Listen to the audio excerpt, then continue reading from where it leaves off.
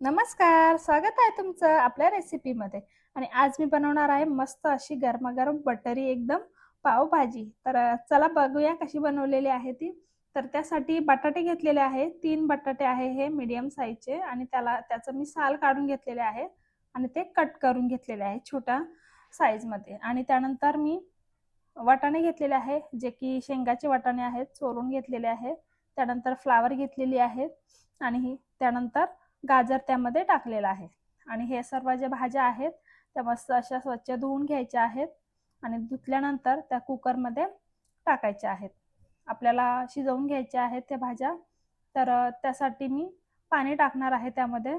आणि यामध्ये कुठच्याही प्रकारचा फूड कलर जो आहे तो मी ऍड करणार नाहीये, म्हणून कलर येण्यासाठी मी त्यामध्ये बीट ऍड केलेला आहे. अर्ध बीट किसून घेतलेला आहे आणि ते मी त्यामध्ये आता टाकलेलं आहे. आणि शिट्ट्या करून घ्यायच्या आहे कुकरच्या साधारण 3. आणि थंड झाल्यानंतर बघू शकता आपल्या भाज्या ज्या आहे एकदम व्यवस्थित शिजलेल्या आहेत आणि त्या मी मॅश करून घेतलेल्या आहेत. बघू शकता कलर किती छान आलेला आहे आपल्या भाजीला. त्यानंतर मी यामध्ये टोमॅटो घेतलेले आहेत, जे की 2 टोमॅटो आहेत आणि ते मी धुवून एकदम त्याची प्युरी आपल्याला करून घ्यायची आहे यामध्ये.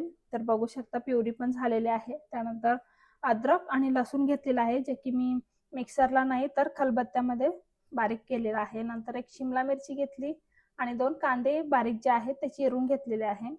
आणि तेल जे आहे कढईमध्ये टाकून त्यामध्ये थोडंसं बटर ऍड केलेलं आहे. अमूल बटर आहे हे. तर बटर जळू नये त्यासाठी मी तेल टाकलेलं आहे त्यामध्ये. आणि नंतर जो चिरलेला कांदा आहे तो त्यामध्ये टाकलेला आहे. त्यानंतर कांदा आपला थोडासा सॉफ्ट होईपर्यंत तळून घ्यायचा आहे, साधारण सोनेरी रंग येईपर्यंत.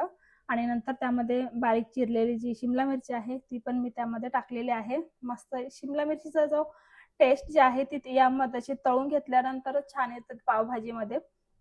आणि नंतर मी अद्रक लसूण पेस्ट टाकलेली आहे त्यामध्ये आणि ती पण ब्राऊन होईपर्यंत, थोडासा त्याचा कलर येईपर्यंत किंवा सॉफ्ट होईपर्यंत कांदा आपला तो तळून म्हणजे असं फ्राय करून घ्यायचा आहे. आणि नंतर त्यामध्ये टोमॅटोची जी प्युरी आहे ती त्यामध्ये ऍड करायची आहे. तर हे बघा थोडीशी हळद जी आहे ती कलरसाठी ऍड करायची आहे त्यामध्ये. त्यानंतर काश्मीरी लाल मिरची आहे ही.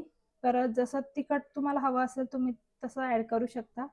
आणि नंतर मॅश केलेली जी भाजी आहे ती त्यामध्ये टाकायची आहे. मस्त असा कलर आलेला आहे आपल्या भाजीला.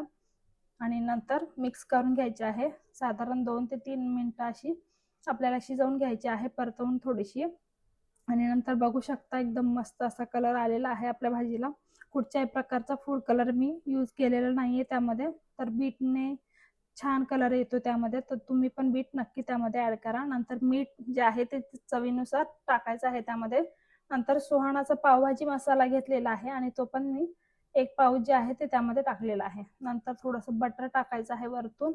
मस्त असं कोथिंबीर गार्निश करायची आहे त्याच्यावरती. आणि थोडंसं मंद गॅसवरती 2 मिनिटं ठेवल्यानंतर आपली पावभाजी जी आहे रेडी झालेली आहे. मस्त एकदम यम्मी एकदम भाजी तयार झालेली आहे.